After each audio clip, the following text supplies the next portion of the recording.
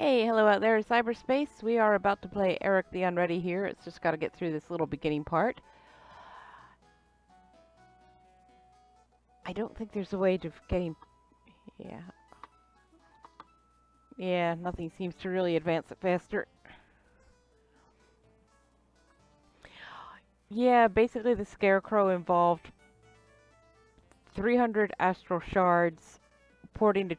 buying another character slot, and porting a tune to Thelanis. Totally worth it. Hi, guys. So if you were watching the last episode, you may have realized remember that I got almost all the way to the end. And unlike the first or second episode where I did not save early and often and it bit me, this time I saved too early and too often and it bit me. And I saved right after I made a mistake that put me, an unrecoverable mistake, and then since I saved, I couldn't undo it. Is there a snowman? Is there a snowman? Or is there a much, much cheaper scarecrow? Yes, I want to restore. I do believe. Yeah, and I saved. You had me going there for a minute. Thank you, Twitch, for sending me that text to let me know that I'm streaming. He's done that before. That is very mean.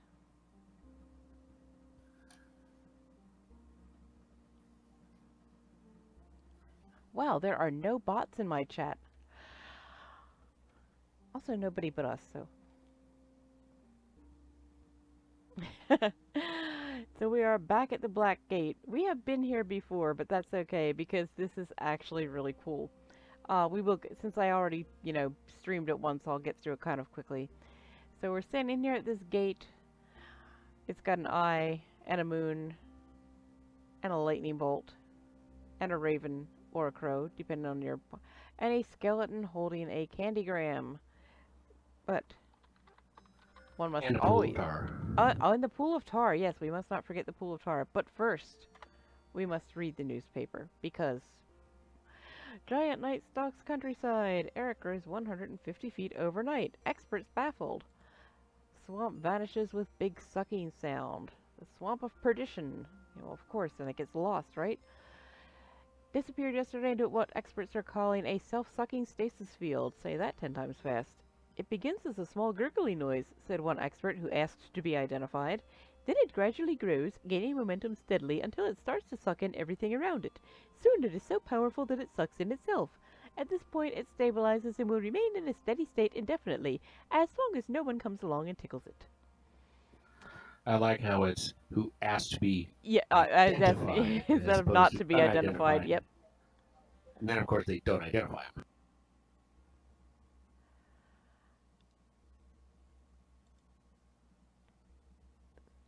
Fool's hats and chamber pots, new fashion trend. Well, if you watched the episode where Eric was at the fair, and again, I'm not implying that you did, you will remember that you may remember that Eric wore a fool's hat and a chamber pot.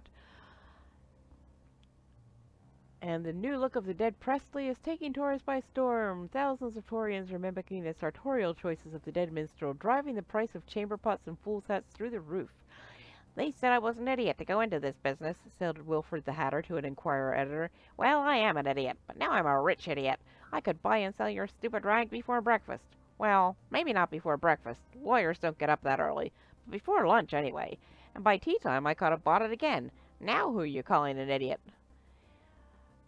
Still you, Wilfred. Classifieds. Help wanted. Handmaiden to the gods. Must be able to carry multiple steins in one hand. Must supply own breastplates. Blonde preferred. Right Valhalla Industries, care of Morty. So we don't know what happened to Cleo, but sounds like she may have moved on. Help wanted. Assistant whitewasher. It's not just a job, it's an adventure. T. Sawyer. General interest. Cadbury Table Factory. That just makes me think of Cadbury cream eggs, and now I want one. Specializing in tables of unusual shapes for over 500 years. Rhomboid, ovoid, hexagonal, polyhedral. Good references. General interest, Windsor Construction Company. There will never be a better time to buy one of our newly constructed castles. Spacious dungeons, lofty towers, all models have 3 bedrooms, 2.5 privies, low interest rates, title insurance, convenient to schools and shopping. Call now and we'll throw in the serfs. General interest, step-parents, guardians. Has a small child with a portentous future been left in your care? Are you tired of black-cloaked figures skulking around the taverns near your home? Your worries are over. Just send the precious tot to the École des Belles Inconnues. Unsure whether your ward is a child of destiny? Just take this simple 3-part test. Does he have an unusual birthmark? Does a kindly but mysterious traveler with a gray beard stop by every few years to check on his progress? Does he occasionally stand stock still with his eyes glazed over while he seems to be seeing a faraway scene? If you answered yes to any 2 of these 3 questions, then the École des Belles Inconnues is for you. Hey, I'm a poet and I didn't even know it. Don't delay. Write today. And that's the end of that. Okay, we are done with the newspaper.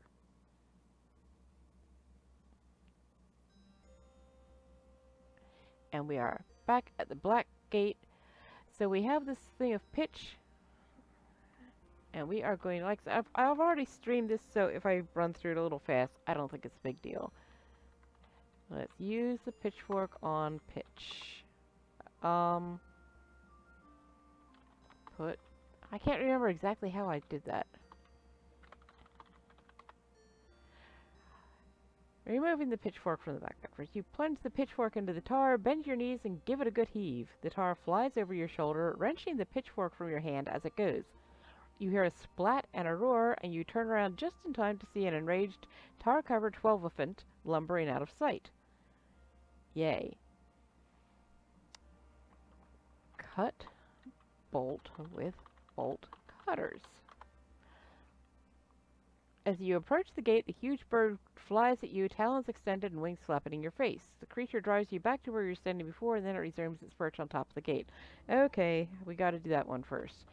Use crowbar on crow. Oh. Hit crow with crowbar.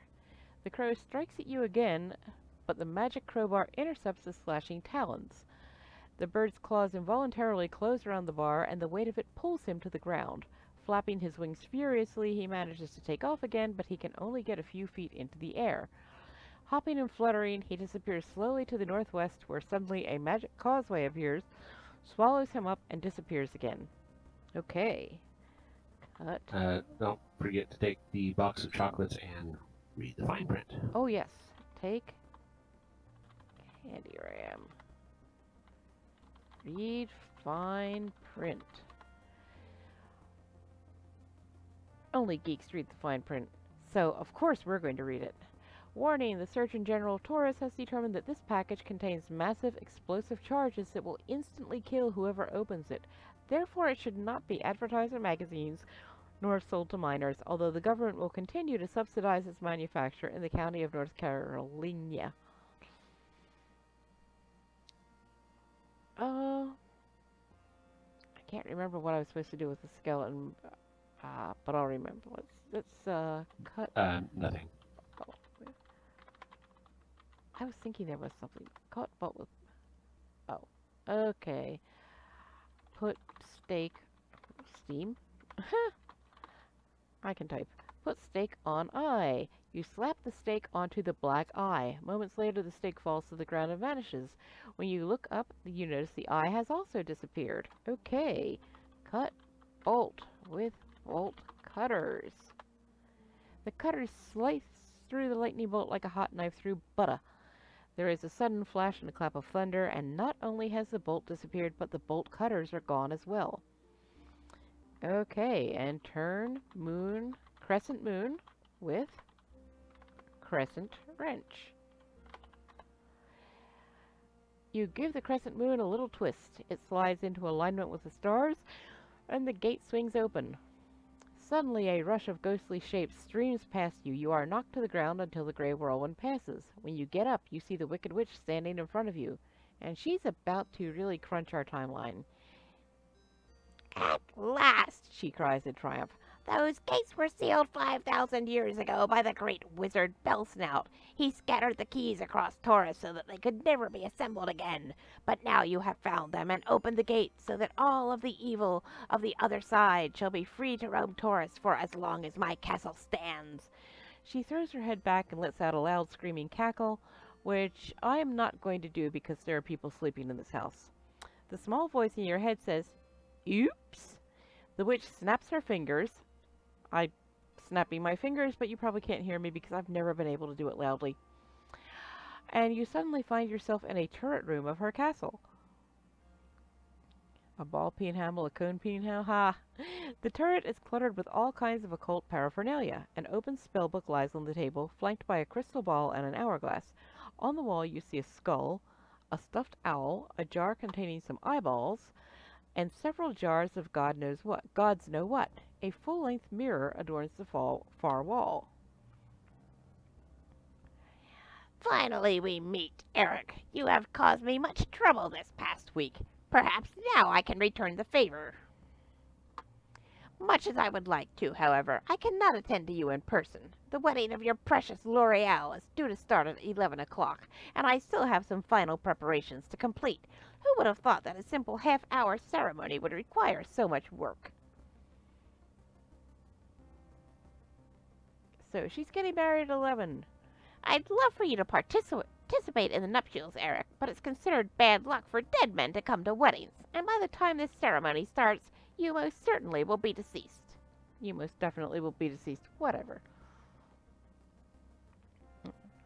The witch turns over a large hourglass and intones in a portentous voice, "When the last grain of sand through this glass has sped, Eric the Unready shall at last be dead." Her normal, you call that normal? Voice returns and she adds, I'd say we're talking maybe 10 minutes here. She cackles a few times, and then leaves. Okay, well, as we learned the last time, turn over the hourglass. So the sand stops draining and the curse is temporarily foiled. Let's look in the mirror. I see a hazy reflection of myself, which seems like a good time to save. And let's see, we're up to I, so now we're on J. Okay, we have a book. Read book. Turn page. Ow. Look in crystal ball. A harrowing, distorted image of the wicked witch fills the ball. I'll get you, my pretty, And the witch screams. and your damn dog, too. She starts to cackle hysterically. But I don't have a dog, you protest. The witch stops abruptly. You don't? No. How about a hamster? Nope. Pet turtle? No. I had a goldfish once, but it died. Does that help? Curses, it'll have to do. Where did you bury it? In my mom's backyard. Why didn't you flush it? Well then, she cackles, I'll get you, my pretty, and your mom's backyard, too. The witch screams in hysterical laughter and the crystal ball clears. A cold wind blows through the turret, riffling the pages of the spellbook and blowing over a new page. Let's read that book. If you wish to rush into where angels don't tread, you must first learn to see through the eyes of the dead, and a word from the wise will then summon my ghost, so that soon you will be where you wish to go most.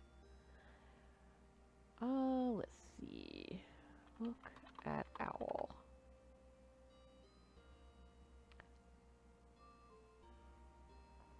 Look at eyeballs. You take eyeballs. Woohoo! Put eyeballs in skull. Yay! Oh, right, no indoor pond. Well, he could have flushed the goldfish down the privy. The eyeballs are in the skull. Look in crystal ball. You hear a faint busy signal, and then a voice says, "I'm sorry, all circuits are busy. Please try again later." I can't remember what all was here, so let's look around. Skull, stuffed owl, Well, hourglass. We don't need to do anything else with the hourglass, I don't believe. Ow. Ow. Oh. Oh, right. And suddenly, I'm looking at my little list of commands to the left, and I see hoot. Woo-hoo! That was a terrible hoot. The mirror goes dark, and you hear a ghostly voice. I am the spirit of the mirror. He who would enter my realm must first show he can see things as I do.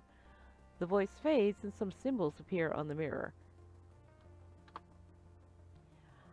I am the spirit of the mirror. He who would enter my realm must first show he can see things as I do. What is your response? Well, let's see. It's basically 11 plus 11, which is 22. Except he sees it backwards, so it's actually 9 plus 9, which is 18, which is XVIII, except it's reversed, so it is IIIVX. Done. The mirror becomes clear, and you can see through it to a dark passageway beyond. I think we're done here. Yep. Go west, young Eric. You step through the mirror to the room beyond. This is a secret passageway that runs between the turret and the witch's bedroom. The only thing you can make out here is a chain that is hooked to the ceiling and runs through a hole in the floor. Look at chain. Click chain. Okay, look in hole. You peer down through the hole to the great hall below. The chandelier hangs directly above a small black circle that has been inscribed on the floor. Other than that, you can't see much. From last time, I happen to remember that the small black circle is where the beast stands, I believe? Yeah, the beast room. The beast room. Okay. I did take the candy. Yes, I do have the candygram. I should probably save here, huh? Wouldn't hurt.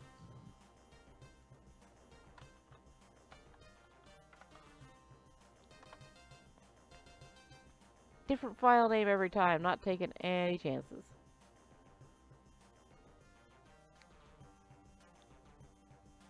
Okay, so we might go west. We're in the witch's bedroom. The witch's bedroom looks like it belongs to a little girl. An innocent-looking teddy bear sits on the bed, and everything seems to be 3/4 size, which kind of makes me wish that I could take it back to Lilliput Island and flip the switch and send it through and make it bigger. You see a small broomstick here, and nearby is a dressing table that stands against one wall. A closed window is set into the west wall, and the secret passageway leads back to the east. On the table, you see some makeup. Look at makeup. It's a pot of green makeup that says on the label, "Warning, while it has been demonstrated that this product will eat through any known metal within 30 minutes, it is perfectly safe for personal use if used as directed. To apply, first seal your face with several layers of wax. Make sure you are wearing insulated gloves. If the makeup comes in contact with your eyes, flush immediately with cold water, then buy a white cane and a pair of dark glasses. If the product comes in direct contact with your skin, we recommend immediate amputation of the affected area.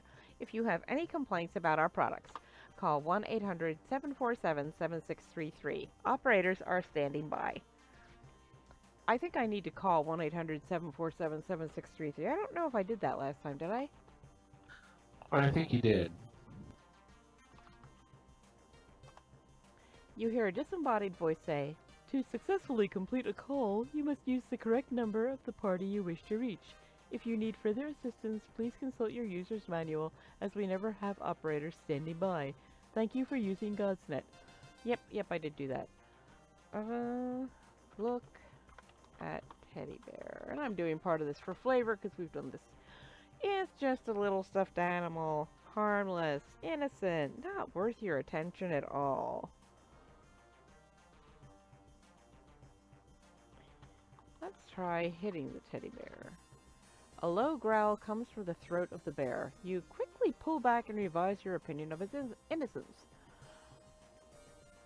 Under bed, I think there's only dust. Yep, just dust. Look at broom. Half-size broom with training wheels.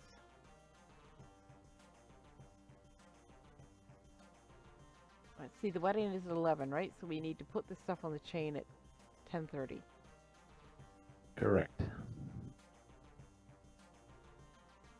So we could wait till then, but Of course, you haven't taken it yet. I thought I took. Oh, I thought I had. That's right. I just looked at it. I didn't take it. Let's take the makeup. I'm trying to think. Will I have time? I have almost an hour to get on the broom and do all that stuff and get back here by 10:30. No. Okay, so I guess what I want to do now is just wait. That's where you went. Yeah, no. That's where you went wrong last time. Is you hopped on the broom and then you couldn't get back into the room. So you can you can do a couple of things here. You can go ahead and open the window here, and I think take the broom. Just don't ride it yet, and then go into the passage, or you can just go into the passage. Open the window, take the broom, and then. Oh wait. Oh, Wes is out the window. I don't want to go out the window. I want to go east.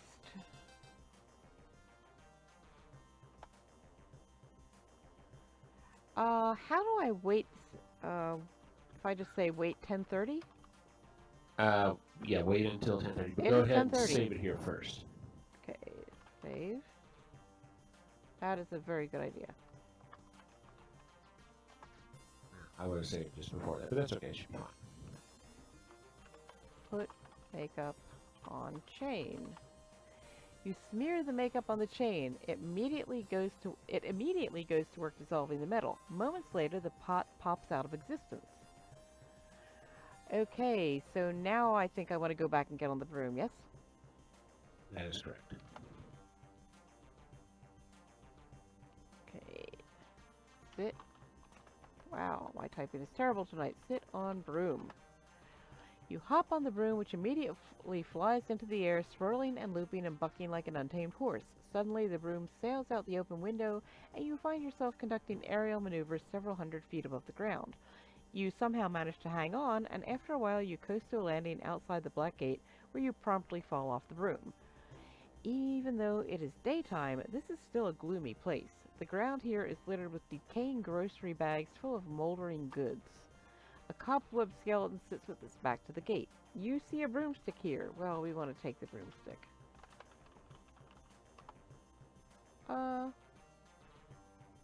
Okay, I don't see the moldering grocery bags listed, so I'm guessing I don't need to do anything with those. No, it's just flavor texted. Get on broom. You hop on the broom, which immediately flies into the air, swirling and looping and bucking like an untamed horse. You sail high over the castle, and then fly through a small window and get dumped off the broom onto the floor of a small dark room. Yes!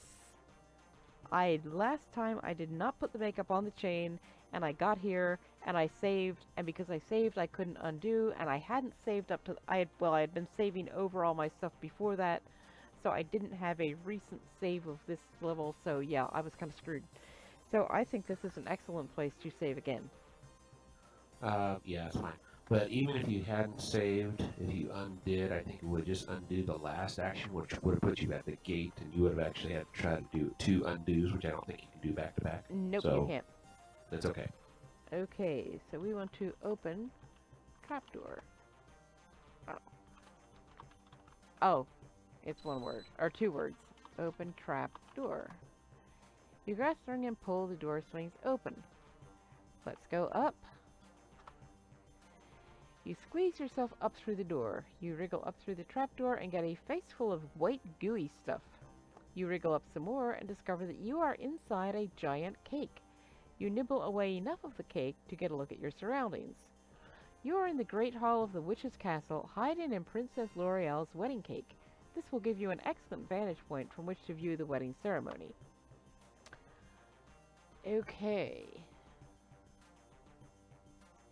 So we are just going to wait, and time passes. I guess we could just wait till 11.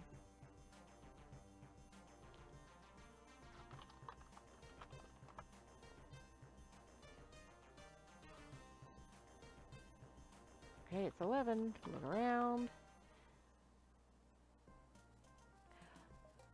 A cheer goes up and the great hall starts to fill with the most bizarre creatures you've ever seen. Eye stalks, tentacles, external gills, and other organs are randomly distributed among them, as if the guests had been created by a giant explosion in a body parts factory. After a few moments, the beast enters and drags Lorealle down the aisle to stand in front of the minister. She still looks beautiful despite her week in captivity. She is dressed in a pure white gown, and the whistle of Illyrium still hangs around her throat. As a beaming witch looks on, the minister clears his throat and says, "Dearly beloved, the Institute of Marriage," sorry, had to get that in there.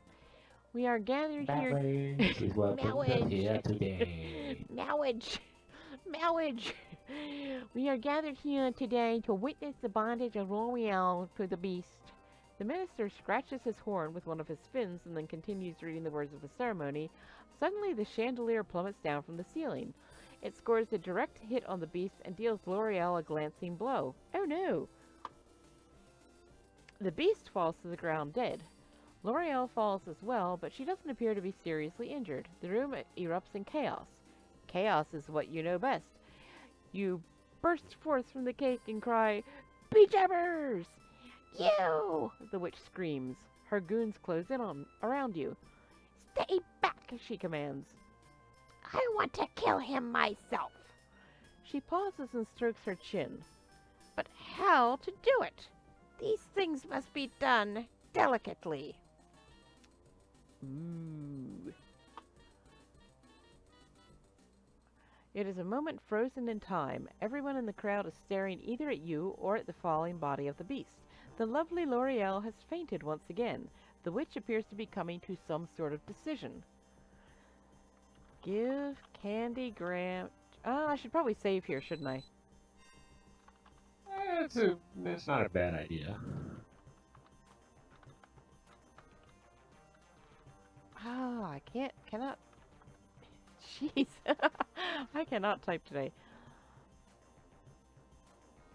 Give... Fingers all over the wrong keys. Candygram to witch. A candygram? For me? How thoughtful of you. Thanks, you reply. You might want to read the fine print before you open it. Don't be silly. Only geeks read fine print. She... Excuse me.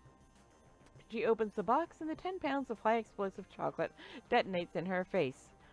I'm melting! She screams while trying to lick the gooey stuff from her chin. Who'd have thought my lovely wickedness could be destroyed by some caramel creams? She suddenly disappears in a puff of smoke, and you hear a low rumble as the castle starts to shake. You cannot tell me I don't need to save here. I realize you're it. okay. But I realize it's almost over. First try kissing Lorealle, though. Okay. I'm gonna say, what do you do to wake up a sleeping beauty? You kiss her. Here it is, the moment you've been waiting for. You've scratched and clawed your way across Taurus just for this one opportunity. But wait, is it right? Is it proper? Should the lips that kiss the farmer's pig dare to touch Lorealle's? What the hell? Why not? And here I would just like to interject that Lorealle is sleeping and is therefore unable to give consent. This is a game, boys and girls. Don't do this in real life. Wait till she wakes up, and then say, "Lorealle, may I kiss you?" And if she says no, accept it, and move on. You bring your lips close to hers. At that precise moment, the slimewig suddenly makes a dash for freedom up your gullet and out your mouth.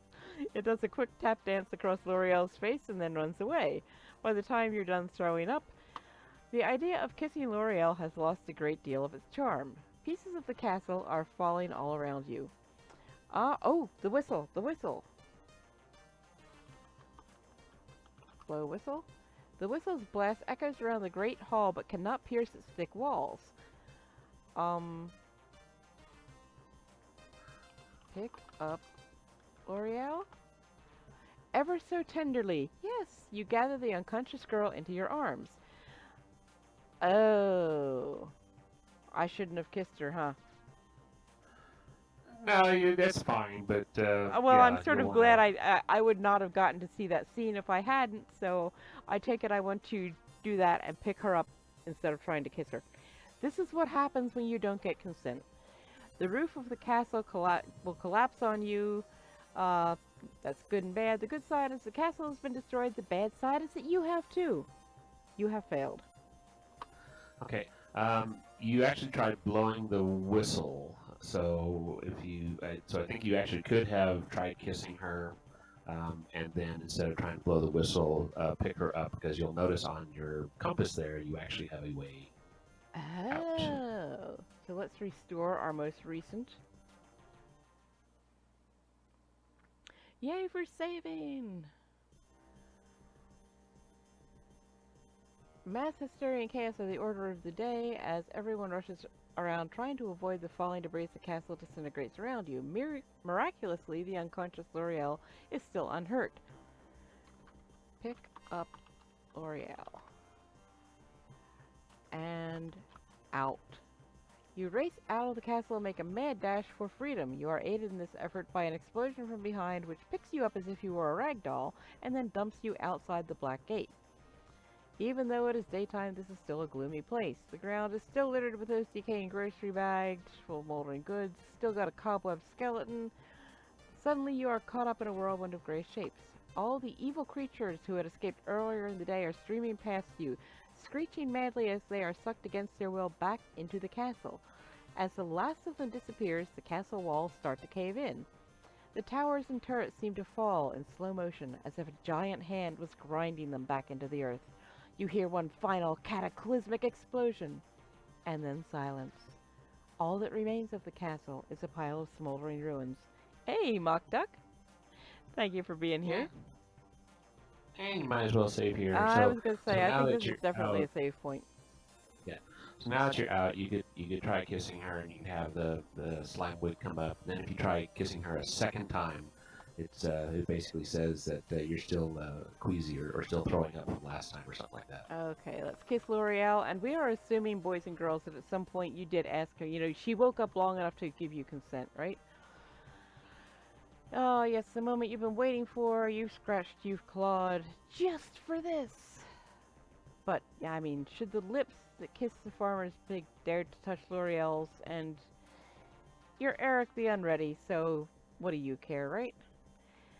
And the slimewig makes a dash for freedom up your gullet and out your mouth, does a quick tap dance against Lorealle's face. I'm going to guarantee you that she would not consent to that, and then runs away. By the time you're done throwing up, the idea of kissing Lorealle has lost a great deal of its charm. But we're going to kiss her again. The aftertaste of the slimewig in your mouth has taken you right out of the mood. Okay, I'm thinking we're going to blow the whistle. You scan the horizon for the mighty Pegasus. After a while, you scan it again. Eventually, you see a small dot in the eastern sky. It grows larger and larger until suddenly it is upon you, landing in a flurry of wings and feathers. To your surprise, a large duck has appeared. "Where's Pegasus?" you ask. "Lunch break," replies the duck. "I'm covering for him. Well, are you going to get on or not?"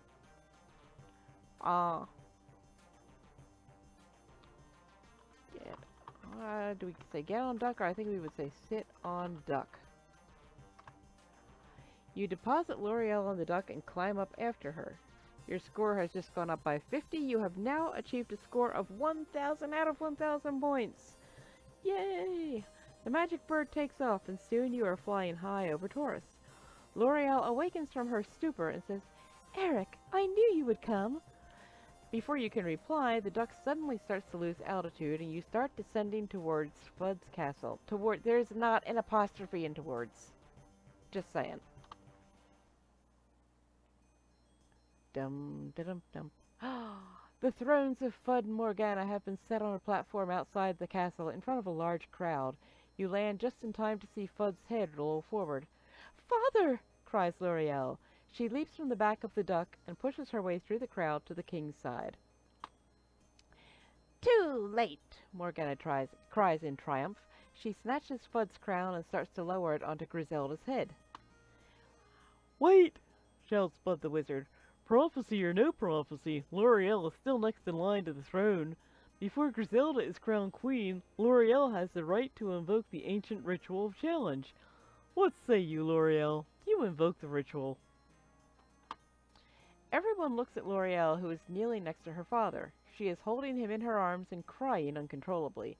Bud asks the question again, and she shouts, "Don't you people care that the king has died? He was a good man and a good father. Go ahead and play your games with the crown. I will do a daughter's duty and mourn for my sire." A hush falls over the crowd. "So be it," says Bud into the silence.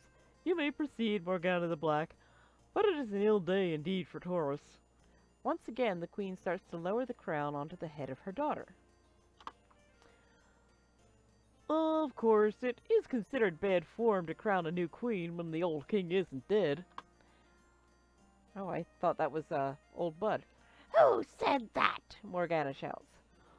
"I did, you wretch. I, Fudd, your husband whom you never loved. I, Fudd, the doddering old fool. I, Fudd, your king." Fudd rises from his throne and stands before Morgana. But how? What about the prophecy?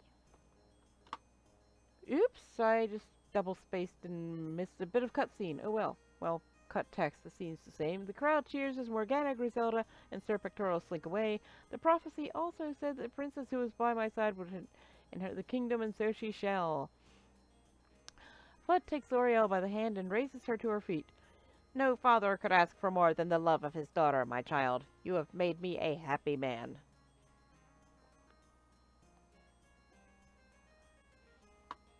The two of them hug while the crowd cheers. Then Lorealle whispers in Fudd's ear, and the two of them pull apart. "And finally, there is the matter of Sir Eric the Unready. No knight ever withstood such hardship as he. No knight ever pursued a nobler quest. Now then, the traditional reward for the rescue of a princess is her hand in marriage and half the kingdom." That's true, I can rerun the cutscenes. Fudd pauses, looks at you, and then continues. Let's face it, I think we've all known that Eric was not going to end up getting the lovely Lorealle. And this is... Oh! I was wrong. And this is exactly the reward that Sir Eric shall receive. I hereby decree that a year and a day hence from this date, Lorealle and Eric shall be married, and they shall jointly be heirs to the kingdom. That's the only thing I don't like, is that, like, sometimes I'm go to skip a cutscene, I hit space just as it goes, and I miss it. Thus did it pass that Sir Eric rescued the Princess Lorealle and became betrothed unto her. Morgana the Black was exiled from the kingdom, and Bud the Wizard returned to his contemplation of the holy gridiron. And so endeth the saga of Eric the Unready, Part 1, even though that disappeared before I could finish reading the whole thing. Yay!